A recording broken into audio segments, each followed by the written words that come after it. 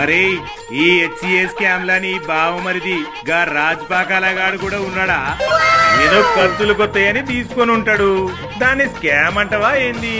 అయినా ఆ సంగతి నాకు తెలియదు. నువ్వు ఆ బిల్డింగ్ లో నుంచి బయటికి రావడం నేను చూసినా. అయితే ఏంది ఇప్పుడు బాపు? ఇప్పటికే డ్రగ్స్ పార్టీలో దొరికిండు. పార్టీ పరువు పోయే. ఇప్పుడు హెచ్సిఎస్ స్కామ్ లో కూడా ఇరుక్కున్నాడు. ఏ తెలంగాణ మొత్తం మనదే అన్నావు కదా అప్పుడు బాపు. అందుకే అందరం ఏదో ఒకటి చేసి డబ్బులు సంపాదించినాము.